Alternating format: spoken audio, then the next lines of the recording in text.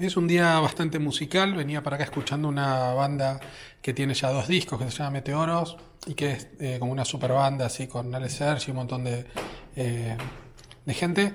Cuestión que pasé acá cerquita, como a 2 cuadras, mientras venía para el lugar donde estoy, por la puerta donde vivían Cecilia con Fito hace muchos años, y que Fito...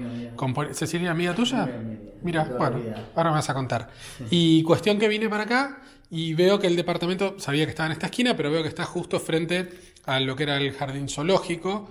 Había como una leyenda urbana que sobre esta misma calle, un par de cuadras contra Libertador, creo, contra Fierro Alcorta, vivía Bonavena, y que salía como al balcón y gritaba algo, hacía como un rugido y un león le contestaba. Veo que acá está la ventana, estamos juntos, justo enfrente donde estaba el oso polar. Mi primer pregunta es si vos hacías algún tipo de sonido por esta ventana y algún animal de acá del zoológico te respondía. No, no hacía sonidos, pero lo que sí pasa es que estaban los felinos y se escuchaba a la noche rugir mucho a los leones. Mirá. Y ahora todavía siguen estando 2 de los elefantes porque no los relocalizan, no los gentrificaron. No los pueden relocalizar. Y se los escucha también algunas veces. Mirá. Y se los ve a veces. Mirá, se los ve. una locura. ¿Quedaron otros animales? No. Asomarte y ver los leones, los elefantes. Los elefantes, claro. ¿Para Sí, qué ahora lado no se están los los ven. elefantes? Para aquí, mira, para allá. Ah, mirá. Pero ahora, no sé si... No se ve. No, estamos tratando. Bueno. Después durante el día, durante la nota, vamos a ver si encontramos la posibilidad de ver a los elefantes. Una locura, ¿no? Sí, Esto. y escuchar los leones a la noche. Claro, cuando agarró. Perturbador. No, muy lindo. Bastante, sí, buena mira, energía. está bueno. Sí. Yo tengo como un recuerdo, no sé si es una fantasía, que cuando era chico vine 1000 veces al zoológico y me traía a mi mamá, pero había como una sala colectiva de felinos que estaba como por acá por la mitad justo, y había un montón de jaulas para adelante. Y por algún motivo yo tengo como un recuerdo que en un momento pedí ir a un baño en ese parque zoológico y tuve que entrar como por la mitad, como por la parte de atrás de esa jaula. No sé si es una fantasía o si era verdad, pero es raro. No sabría decir, no. Preséntate, por favor. Sí, gracias. Bien. Horacio tiene un departamento súper genial que lo vamos a recorrer un poco, con un montón de obras preciosas. Así que dale, si querés me mostrás un poco de las obras y vamos charlando con eso. Las obras que hay son de los artistas que fueron artistas que fueron de nuestra galería, con Ana Torres. Eso. Daniel Joglar,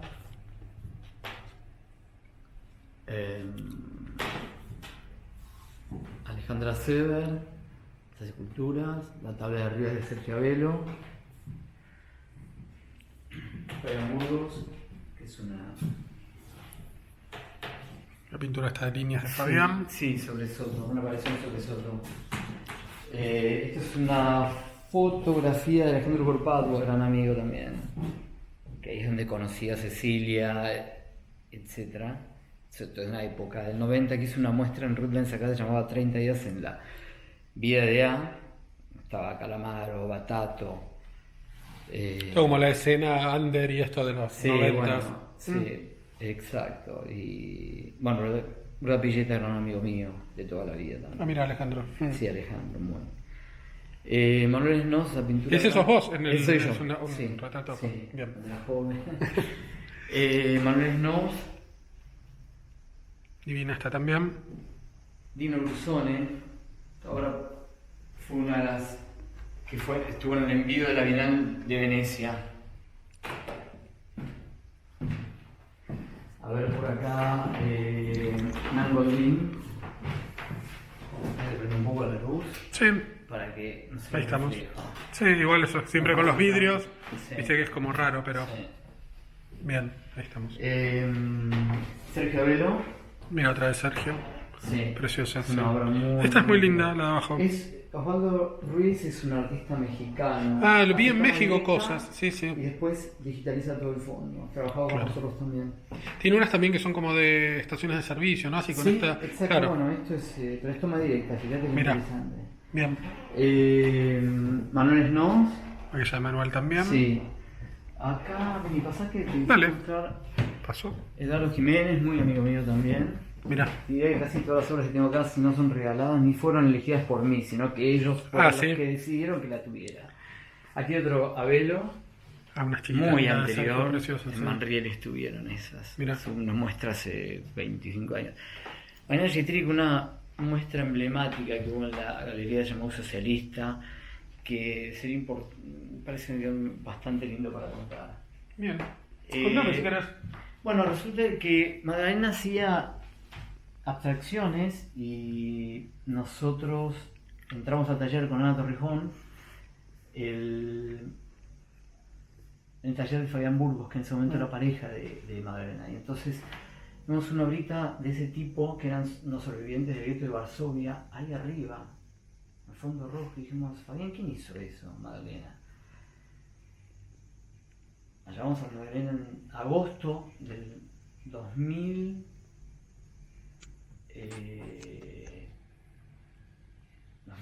2000 casi, sí, agosto del 2000, y en el 2001 hizo una muestra que se llamó Socialista. Le decíamos, queremos que hagas esto. No, pues yo hago abstracción. Había hecho la muestra muy emblemática, Revueltas, y tengo una obra para mostrarte de ella que muy referencial a Bobby Eisenberg. De hecho hay un texto de ella que le agradece y habla de él. Y estuvimos trabajando más de un año en una muestra que finalmente en esa época las muestras siempre eran grandes instalaciones, etcétera, y en la galería solo habían 15, 16. De un formato súper chiquito, claro. Mira. Y había un trabajo bastante interesante, que es la metodología que nosotros teníamos con los artistas, en la forma de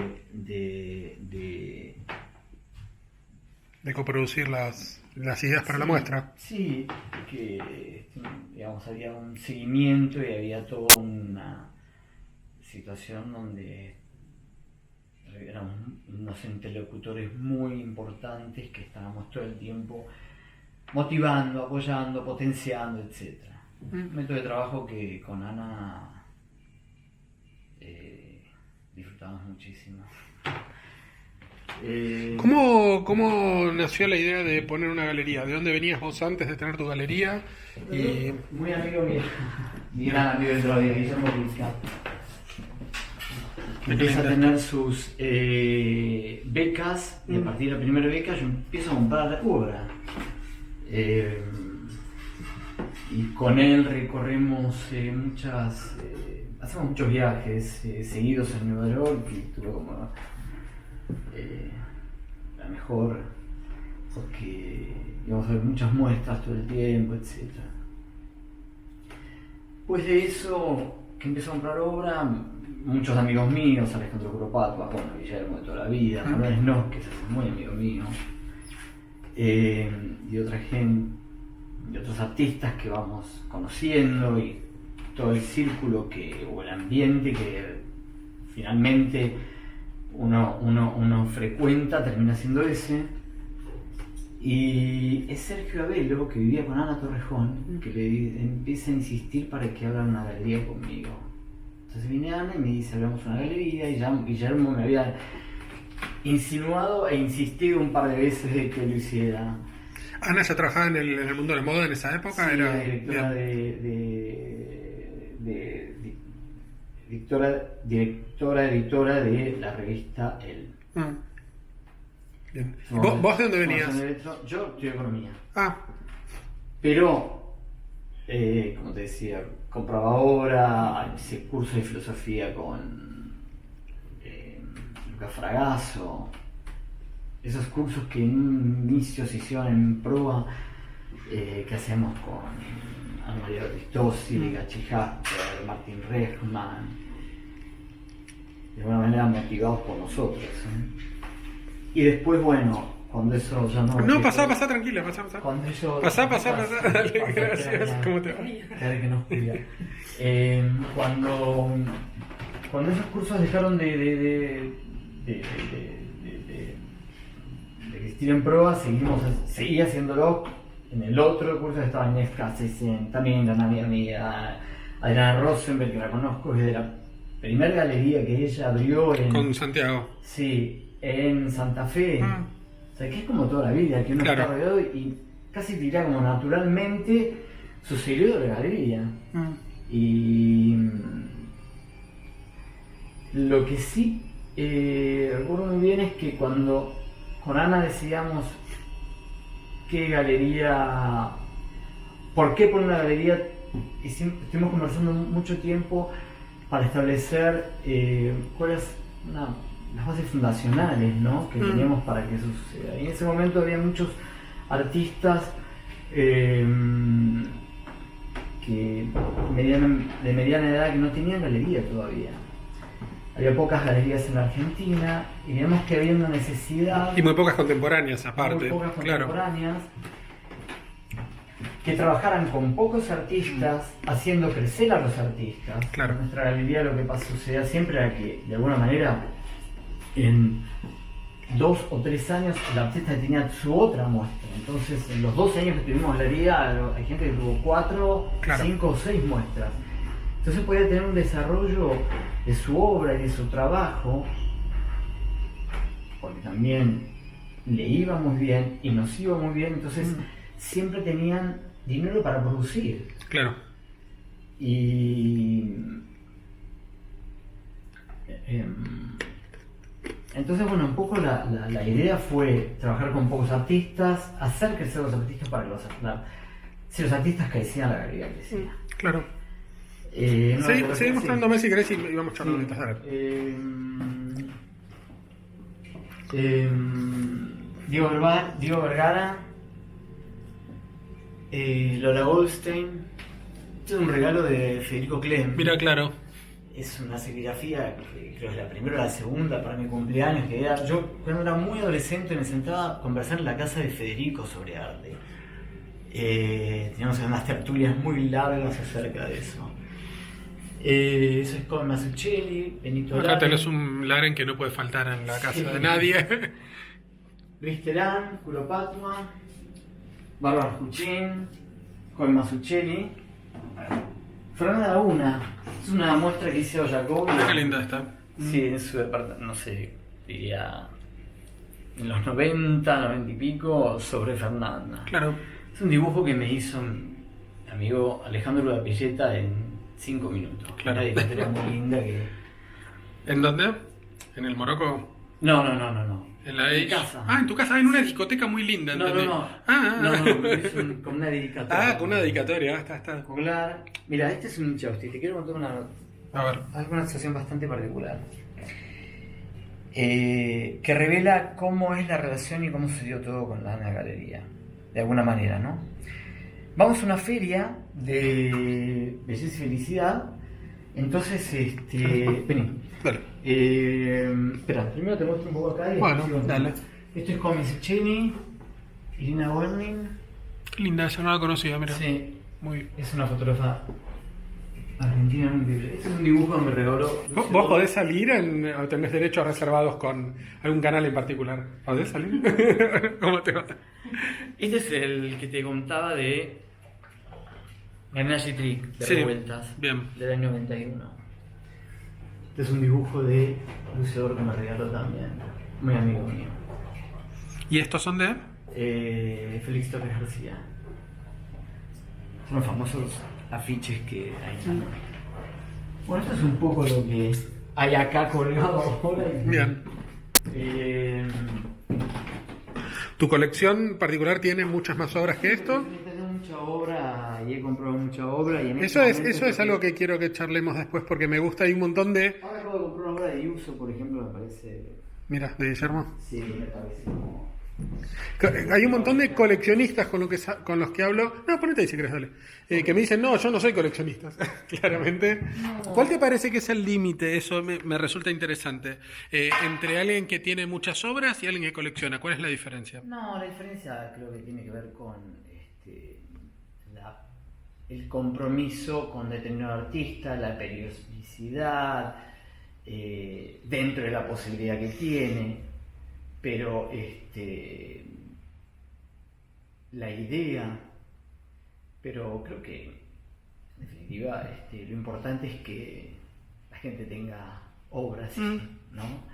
No depende de la capacidad de cada uno. Sí, claro. Pero creo que es eso un poco. Sí, dale, de la obra, claro. Que ese hombre... Hay una feria en Belleza y Felicidad y en un momento yo compré esta obra, estaba esta sola, Y al tiempo entro en la casa de Ana, una semana, 15 días, y veo a la mujer. Digo, Ana, pero yo tengo el hombre. Y era un díptico. Mirá. Eh, Claramente tenían que tener juntos una galería. No había algo Así más. fue, o sea, era increíble. Entramos a un lugar, veíamos una obra, nos gustaba la misma. Los artistas que convocábamos, y tardábamos mucho en convocarlos en la galería, nosotros estábamos 1, 2, 3 años viéndolos hasta que lo convocábamos, nos gustaba. Evidentemente, teníamos no solo un gusto estético, sino también una mirada acerca de lo que nos interesaba mostrar, que tenía que ver con lo que nos interesaba decir. Claramente esta muestra que te contaba de Madonna G-Trick, no había muestra política, algo que siempre trabajamos nosotros con Ana con una metodología de bastante intuición de lo que nosotros teníamos ganas de hacer. Y me acuerdo que le dije, o sea, vamos a hacer esta muestra porque nosotros tenemos esta producción interna y decidir qué es lo que queremos hacer, pero puede pasar cualquier cosa frente a grandes instalaciones que se hacían en ese momento, o las grandes obras. Y fue muy impactante la repercusión que tuvo. Doble página en página 12, Clarín, Nación. De hecho, al mes yo estaba en la Tate y compro revista de arte, creo, la News o el Forum, y veo los reviews. Había salido a los pocos meses un review de la galería. Claro. Entonces era muy emocionante para nosotros. Algo está pasando ahí, pero... Sí, bueno, nada. Contame cómo fue el proceso desde lo más básico, digo, de cómo elegir un local, dónde, por qué, Bueno, cómo empezar a convocar artistas y por qué esos y no otros. Estuvimos casi un año en definir la luz del espacio, que era muy particular. Fuimos los primeros que utilizamos luz de tubo, pero hicimos alrededor de todo el techo una estructura de hierro que no se veía. Dino Brusone, marido en ese momento de Ana Torrejón, arquitecto y artista, fue el que realizó la obra.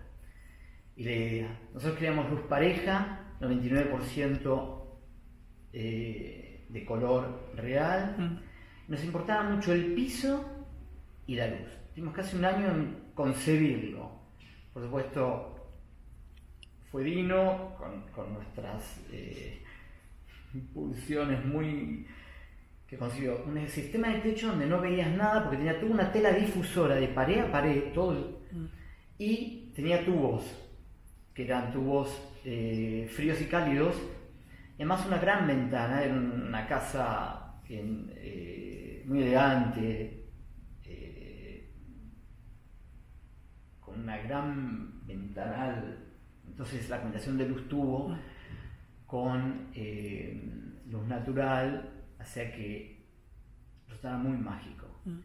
Compramos tablones en Puerto Madero de los decks que se estaban haciendo, eran unas tablas así de anchas. Claro. Y bueno, el espacio resultó muy mágico y muy inesperado para nosotros mismos inclusive. ¿Vieron muchos locales antes de decirse por ese? ¿Muchos lugares? No, en verdad lo encontró Dino también, porque lo vio Ana y fue bastante rápido eso. Pero el lugar, no sé si la zona, sino el lugar, estábamos cerca de Villa Felicidad, éramos como muy, digamos, de la época, ¿no?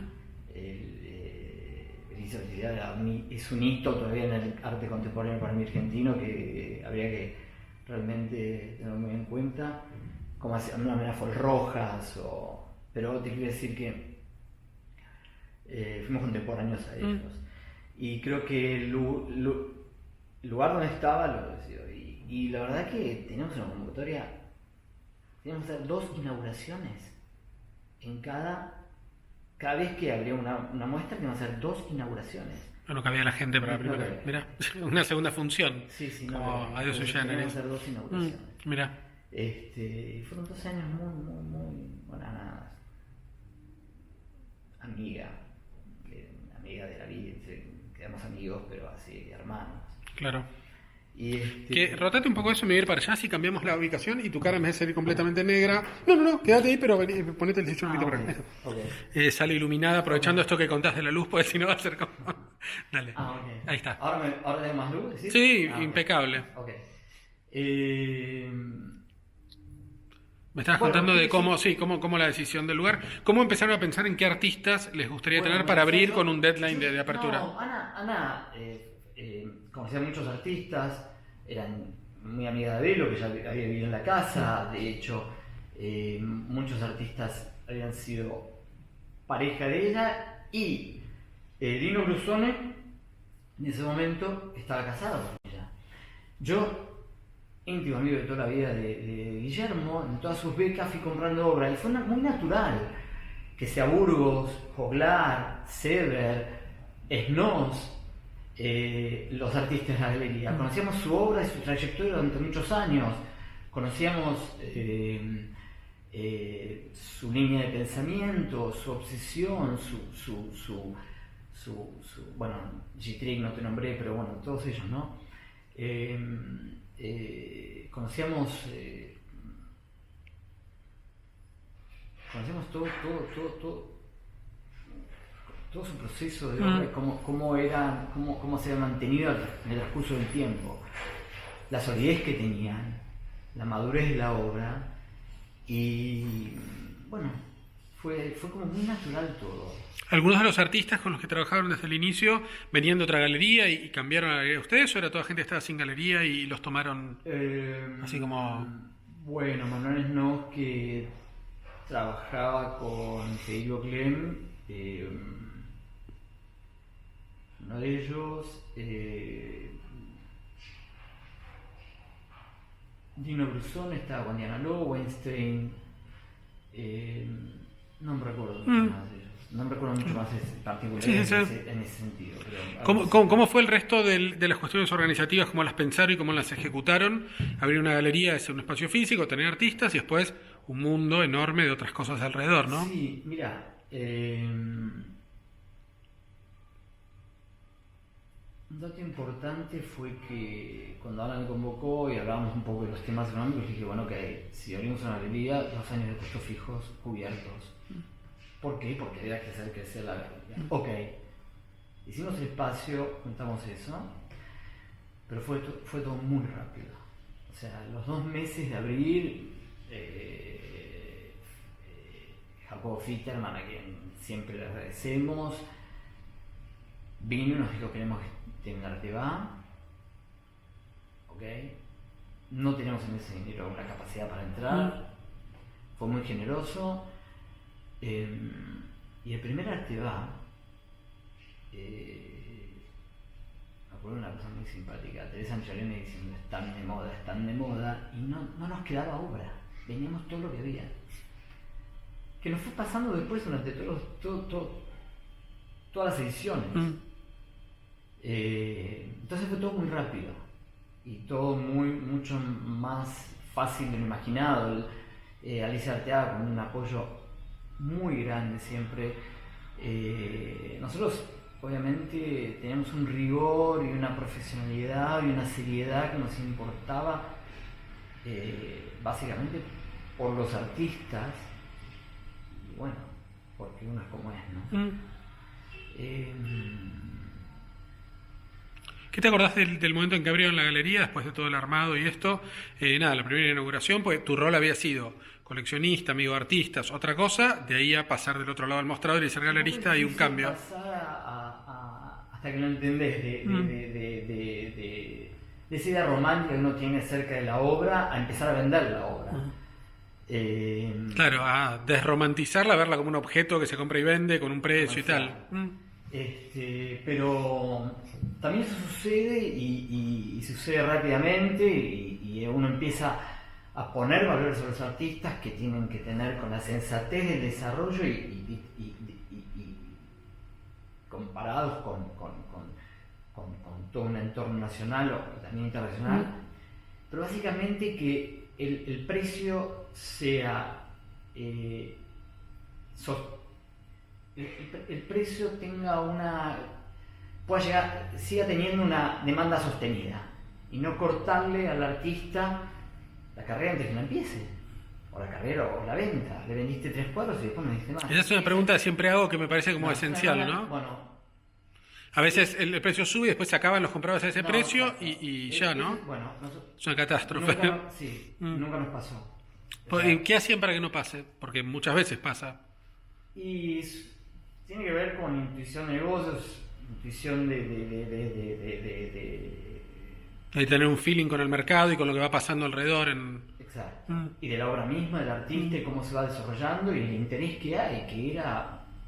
Decían, nosotros estamos muy pendientes del proceso con el artista. Me parecía que era importantísimo estar, y esto sería un año antes de cada muestra de los artistas, íbamos a los talleres, y para cada edición de cualquier feria, por ejemplo para Arteba, íbamos 6 meses antes a conversar, a ver, a planificar, a estructurar un espacio en la feria que al mismo tiempo decía algo.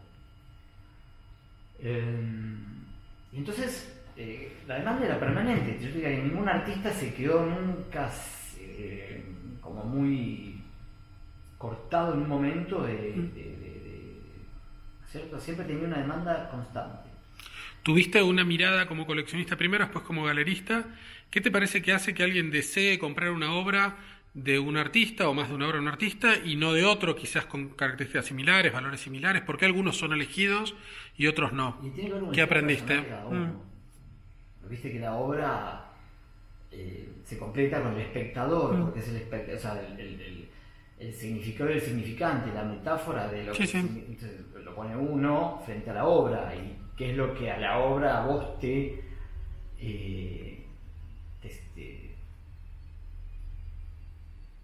hace pensar.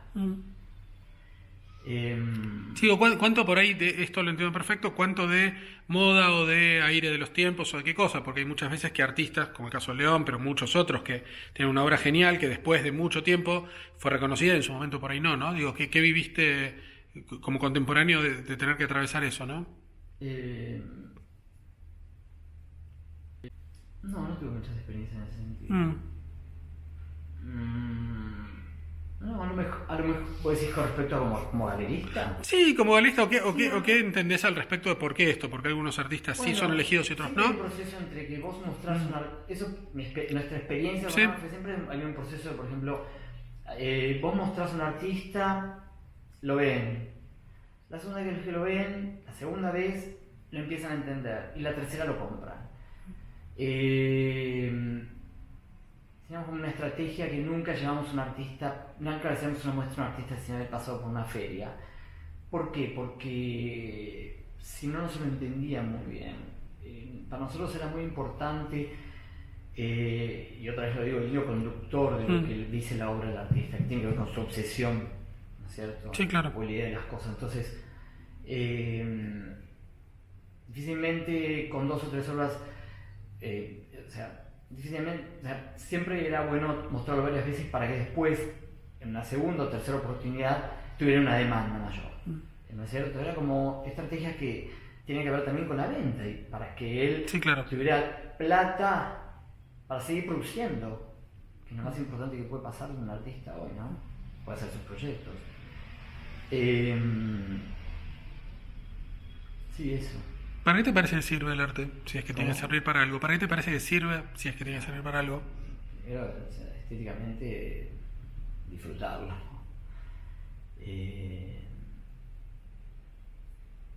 Después, emocionarte y después reflexionar, porque te hace reflexionar filosóficamente sobre muchísimas cosas. No solo individuales o particulares, ¿no es cierto? Entonces tenés, te abre la cabeza. Perdón, puede parecer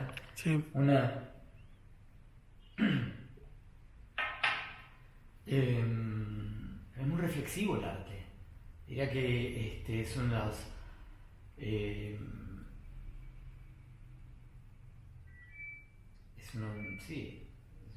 para mí el audiovisual es casi, te diría, los más reflexivos que hay, si no el más.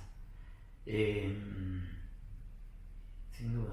Quizás a veces, presupongo, digo, que hay como una distancia entre quien no está muy relacionado con el mundo del arte y confrontar con obras que por ahí son abstractas o que no le dicen en una primera mirada así como llana muchas cosas o no las entienden. Sí, digo, en general con arte contemporáneo, ¿no? Sí. ¿Qué te parece que tiene que pasar para que esa gente que tiene ganas de comprar y le interesa y le gusta sienta como menos barreras y qué se puede hacer para allanarles el camino, ¿no? Fácil, no tener miedo porque a veces cuando creo que a veces alguien compra una obra siente que es muy determinante para él y su modo de pensar o modo de ser, reflejar esa imagen, ¿no? No, hay que comprarla, me gustó. Decís que hay gente que tiene idea que la obra lo tiene que reflejar y no tiene que haber un error y que la obra no parezca distinta a él. Esa idea le puede restar un peso. Eso, claro, sí. Exacto. No, hay que comprarla, me gustó, hay que comprarla. Así como cuando uno va escuchando música al final del oído, va cambiando su gusto, porque también uno va cambiando, los años hacen que cambien y la mirada te va cambiando, los pensamientos te van cambiando, los deseos te van cambiando, va cambiando la obra que vas queriendo tener. Y no asustarse con eso, nada más. De hecho, a veces yo, no sé, te contaba una obra de que le compré a Manuel Enoch cuando él tenía 16 años, que fue una de las primeras obras, pero las anteriores yo, si las veo, me río de lo que había elegido, pero también hace parte de mi historia y eso también tiene, es muy lindo. ¿Vos tuviste como una autopreparación previa antes de empezar a comprar? No como galerista, sino antes de empezar a coleccionar o a comprar. No, como iba a muchos viajes con Guillermo y bueno, fue un gran maestro frente a muestras, donde él te da unas pistas para que vos captes, pero evidentemente tengo una muy buena comunicación con el audiovisual, por una obra y entenderla profundamente, entender de lo que habla, entender de saben que no es lindo que lo diga, pero sí me pasa. No es una virtud, es algo que natural. Últimamente estoy preguntando bastante sobre los superpoderes. ¿Qué superpoder, esto podría ser o qué superpoder querés compartir con nosotros que tengas? No creo. ¿No? Creo que las buenas intenciones. Las buenas intenciones. Sí, las buenas intenciones. Bien. ¿Cómo fue siendo el proceso de construcción de coleccionistas? ¿Abriste la galería? ¿Empezó a ir gente?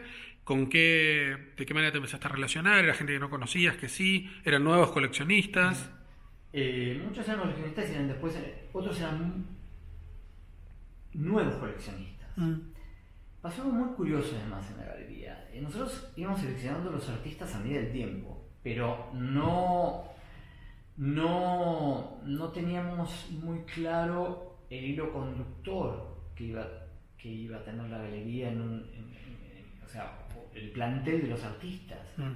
Y finalmente, cuando colgábamos la obra, veíamos que se potenciaba muchísimo entre ellos. Recuerdo, a los 5 años que cumplimos la galería, convocamos a Victoria Norton para que hiciera una muestra en festejo de los 5 años. Ella fue a los talleres, eligió todas las obras, estuvo conversando y haciendo como un trabajo muy intenso con todos los artistas y realmente creo que ese era el caso emblemático. Cuando veías todos juntos se entendía mucho la clara idea que había en la galería, en la construcción de que no lo imaginábamos. Y creo que esto también y por eso esto voy a agregar, porque para mí esto sirvió mucho, porque muchos coleccionistas nuevos o los que ya eran, nos compraban permanentemente obras los artistas, y más de una, porque además nosotros estábamos como bastante obsesionados con el lenguaje y el contenido de la obra, y queríamos que esto sucediera, y había una dinámica donde por lo menos cada 2 o 3 años había una muestra del mismo artista. en una necesidad, no solo para él, sino más que nada para el artista, de mostrar, ¿no es cierto? Sí, su evolución, sus procesos, sus cambios, para claro. mí esto era como una condición fundacional que con Ana la pusimos en una... Además, Ana tenía su actividad, que era editora de la revista en ese momento, después pasó a otras series, editora de otras revistas, pero yo también tenía mi actividad, porque yo hago negocios textiles, fabricaba telas, después importé telas, etc. Esta situación de coleccionistas, siendo como fans de alguna manera de la galería y de los artistas y comprando recurrentemente y teniendo como una actividad así más intensa, ¿era lo que ustedes propiciaban desde lo así explícito o se iba dando automáticamente y vos no necesitabas como estar todo el tiempo motivando a la gente para que recompre? Se dio muy naturalmente y muy rápidamente. Y hay otra cosa importante que, mira, cuando me preguntaste lo del registro de galerista, cuando uno se pone de un lado al otro lado, cuando vos conoces recién a una persona y tenés que ofrecerle una obra de un artista o un artista en particular, tenés que rápidamente entender por dónde pasa su deseo, o para hacerle como el link de eso. Y esto con Ana lo teníamos y era como era muy, muy rápido. Y después, se genera un efecto cuando los artistas le va bien, todo el mundo quiere ver qué pasa con él y tenerlo o indagar sobre él. ¿Cómo resultaban las nuevas entradas o salidas de artistas en la galería a lo largo del tiempo? ¿Lo consultaban con el resto? ¿No? No, éramos Ana y yo, pero todos entraron, ninguno salió. Ah, mira. Sí. Iban cada vez incorporando nuevos, pero ninguno se iba. No, sí, bueno, digamos... Alguna excepcionalidad, pero no era la cosa habitual. Pero, por ejemplo, para darte un caso, Lucio Dor, que nunca tuvo galería y empezó a trabajar con nosotros, su primera obra valía, no sé, $500, terminó valiendo 15.000. Fue todo un desarrollo. 2 años hizo un impasse, no tuvo galería y volvió a nosotros.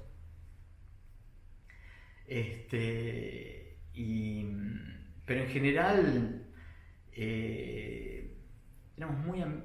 éramos y somos amigos de los artistas que fueron de la galería de toda la vida. Yo de Sever, de Joglar, de Burgos, o sea, de toda la vida. Y Ana igual. Entonces es como todo muy naturalmente. Muy naturalmente. No había ningún tipo de contra. Si alguien encontraba algo mejor para que le sucediera, nosotros los más felices del mundo y que hicieran su camino. No teníamos esa cuestión de apresar al artista y tenerlo cautivo. No tenía sentido. Sí, trabajaban con nosotros con exclusividad, porque nosotros teníamos una intensidad de trabajo para cada artista. Y como te comentaba, todo lo que la galería de alguna manera daba de profit se invertía en eso. Entonces había cierto respeto que también creo que es una metodología de trabajo bastante antigua, pero poco instalada en Argentina, excepto por unas pocas galerías. Bueno, Orly, no también Orly, amiga de toda la vida, qué decirte, o sea, es como una Adrián Rosa me te contaba, o sea, se me viene a la mente mucha gente de toda la vida, como fue muy natural todo. ¿Qué recordás de la escena en ese momento y de la escena hoy? ¿Cómo te parece que cambió, evolucionó o involucionó? No evolucionó mucho, mira. O sea, hay que acordarse en ese momento, digamos, en el año 2000, nosotros salimos a la galería. En el año 2000 hay que acordarse de Proa, hay que acordarse de Malva. Bueno, las becas Cuide ya estaban, empiezan a abrir nuevas galerías. Sí, Petit Belleza, empieza toda esa cosa under por un lado, los mega lugares por otro, como Proa y Malva, claro. Después empiezan, digamos, te hablo de estos últimos años, ¿sí? ¿No? La formación de los artistas, está la Vitela, que estaba Inés, y ahora está Huffman. Ahora está Munar, está, no sé, la Bienal Sur, la dinámica que tienen el Mamba con Victoria Norton. era impensable. Es fabulosa, para mí es una cosa muy, muy, muy interesante y que hay que remarcarla porque es un trabajo extraordinario que hace. Lo mismo, bueno, Adrián Rosen me empieza a traer muestras impensables. Sí, de un nivel, claro, En internacional ese de momento primera. solamente lo existía, acordate, era Federico Klein, que tenía su galería, que había comprado obra, que realmente vale la pena, la fundación, tiene una obra extraordinaria. Desde Sí, la Madrid, colección es divina. Klein, que ahora está manejada por dos personas entrañables tan queridas por mí, que son Valeria Fitterman y Fernando Espeleta. Y no había otra escena. Entonces, digamos, lo que yo veo es que hoy hay mucho, bueno, bien al sur, hay mucha, bueno, inclusive el Bellas Artes ahora con Luprat, o sea, en la escena se ha dado una dinámica donde se muestra mucho, mucho en escena. Sí, el CCK, el Museo de los Inmigrantes, hay como unos espacios preciosos. Increíble. Entonces, Divino. lo que digo, para mí eso es muy importante porque eso es lo que genera mercado e interés por el arte. A lo mejor no se corresponde todavía. Sí, yo creo que en todos estos años ha aumentado la gente que compra, pero todavía no es suficiente y hace falta más. Pero toda esta escena para mí es muy importante porque, como te decía, hace que ver más, hace que desees más, que entiendas más, que te intereses más y que aparezcan otros actores en escena, ¿no? Y se produce, por lo que estoy entrevistando a varios, entre todo lo que hago, a varios galeristas o ex galeristas, y veo como una particularidad en lo que acabas de decir. Había una escena en esa época con Alberto, con Flor, con un montón de galeristas pujantes que vendían todo lo que ponían, era una cosa insólita prácticamente. Ahora, muchos años después, con un público supuestamente mucho más acostumbrado al arte contemporáneo, muchos más lugares, muchas más galerías, muchos más artistas, cada vez que hay un arte va, cada vez que hay una charla con un galerista, los que hoy están activos, a muy pocos les va bien, muchas galerías cierran, hay como una paradoja, ¿no? Porque hay mucha más gente interesada en arte y a las galerías les va mucho peor que antes, es como raro. ¿Qué te parece puede pasar? Y Digo, pensando eso que me contabas, ¿no? No tenía que poner en la feria, se me acababan los cuadros que llevaba, era una locura. las galerías que existían en ese momento no vendían simplemente porque no había pocas galerías. Mi época de trabajo era muy riguroso. Claro. Muy riguroso. Muy profesional. No puedo darte detalles de muchas galerías contemporáneas jóvenes, pero sé que hay algunas que son muy interesantes y tienen una línea. Creo que No pretendía culpabilizar a alguien en particular o hacer, sino pensar en el porqué. Si hay mucha más gente, mucha más plata, muchos más artistas, ¿por qué no aumentó proporcionalmente la cantidad de gente que compre? Yo creo que hay más galerías, más artistas, más instituciones y que muestran y forman los artistas, que hace que todo se incremente, pero no la cantidad de compradores como eso ha sucedido. Lo que sí creo es que toda esta escena que ha crecido hace que la cantidad de compradores sea mayor.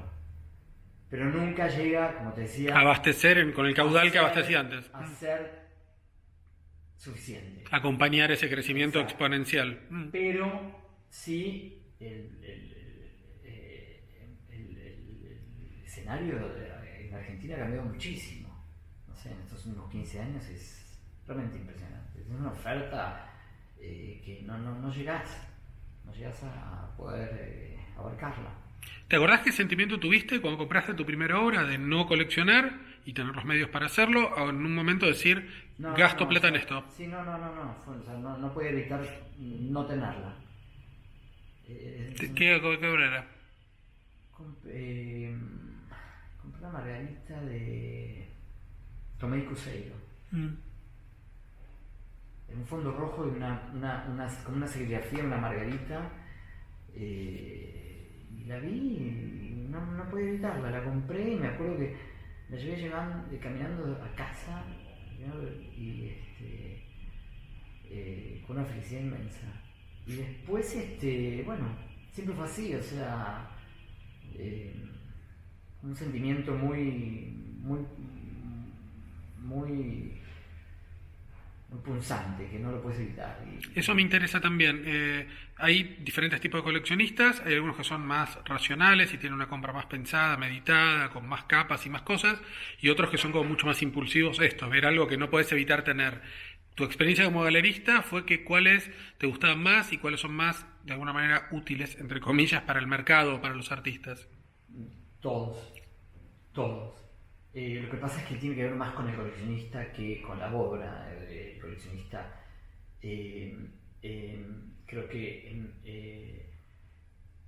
había de todo tipo y creo que siempre la obra le interesa, por algún motivo. O sea,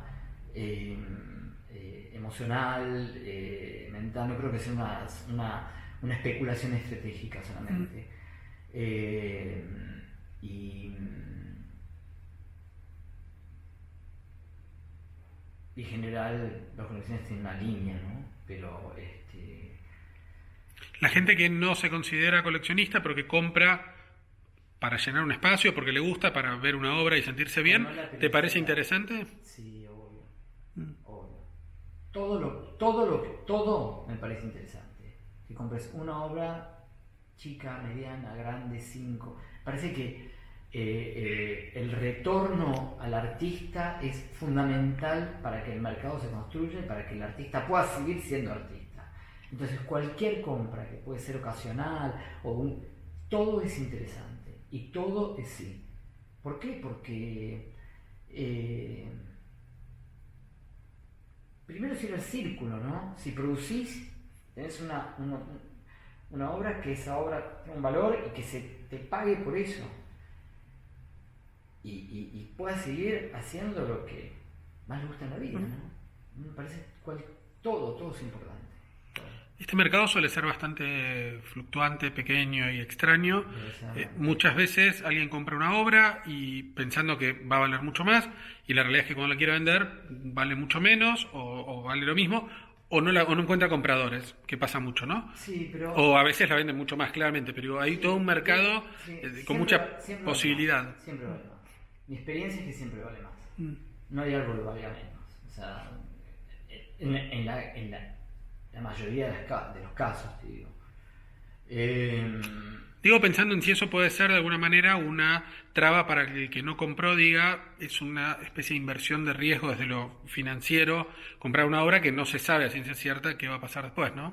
Bueno, es que, digamos, ya es otro aspecto. Si vos estás pensando en comprar obra como inversión para un retorno que sea, ya lo comparás con otros, con otras inversiones posibles. Entonces no encuentro como me parece que si en un momento tenés que decidir entre un artista y otro, puedes decir, bueno, compro me gusta porque puede tener un mejor futuro, en ese sentido, pero y con algunos, perdón. Dale. Armar colecciones que tengan, por supuesto, un gran retorno como inversión, obviamente. Es interesante y se puede hacer. Más allá del que compra y queriendo después pensándolo como inversión pura, exacto. Digo, hay un montón de gente que tiene primeros coleccionistas que tienen muchos recursos y que tienen muchas ganas de comprar y que sienten un poco como un resquemor en esto de que es un poco abstracto el precio a veces de las obras, un poco consistente, y eso a veces hace que, más allá de la plata que tengan, que a veces es muchísima, sientan que por ahí están pagando algo que no corresponde, bueno, y ese es un problema, ¿no? Es una cosa que a mí que es últimamente me llaman para que los asesore respecto a eso. Gente que no tiene mucho conocimiento del mercado del artista.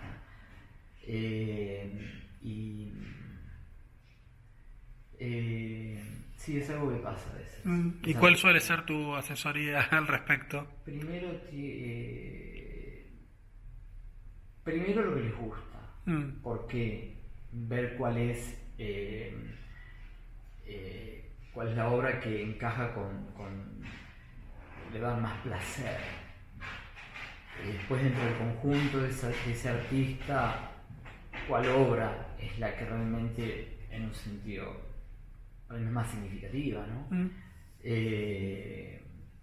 Y como muchos de los artistas los conozco desde muchísimos años y los he visto durante muchísimos años, tenés la capacidad para determinar un poco cuál es, digamos, el transcurso del tiempo.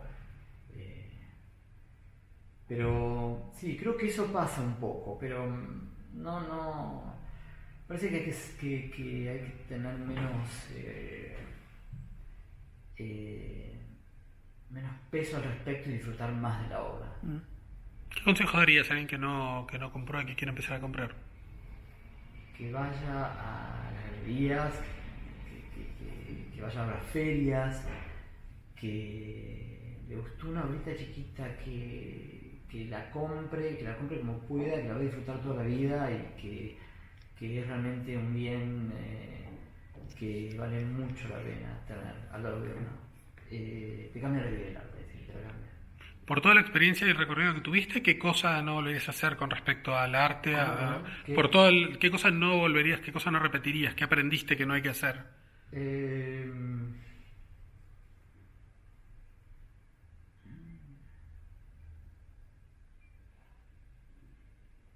No, creo que uno va aprendiendo en el camino, pero no recuerdo alguna cosa como muy importante que diga, esto no se puede hacer mal. Cuando sos serio y tienes rigor y querés, no hay grandes decepciones. ¿Cuál fue el motivo para que dejaran de tener el proyecto activo, para que decidieran cerrar? Un poco, ¿viste? O sea, fue un poco el ciclo que cumplió. Nosotros tuvimos 12, 13 años de galería. Y como te contaba, Ana tenía su actividad, yo la mía, y eran dos trabajos muy intensos. Muy intensos, claro. Que lo disfrutábamos muchísimo, pero en un momento sentimos que se cumplió un ciclo y ahora somos grandes amigos. ¿Volverías a tener una galería? No sé, siempre fantaseamos con Ana algún tipo de proyecto y algún tipo de situación, porque nos encanta, porque nos llevamos muy bien, porque queremos hacer algo juntos y quién sabe si alguna vez sale, pero estamos siempre con ideas en la cabeza. ¿Qué darías como consejo a alguien que está abriendo una galería o que quiere abrir una galería de arte contemporáneo y nada, un par de cosas que deba o no deba hacer? Un poco te conté lo que sí. En la metodología de trabajo que tenemos con Ana y creo que es eso. Creo que disfrutarlo, básicamente disfrutarlo mucho y la seriedad y ser un interlocutor y estar muy presente frente a los artistas y su obra y eso, si disfrutas de eso, el tiempo te lo paga. El modelo de galería es algo que lleva ya un tiempo, unos cientos de años como situación existente. En el último tiempo está todo modificándose con velocidades bastante más rápidas que antes. Hay ventas virtuales, hay gente que tiene mucho menos tiempo, hay muchas cosas. ¿Qué te parece qué te parece tiene que pasar para que las galerías reinventen de alguna manera o potencien su modelo para acompañar esta época que sucede, ¿no?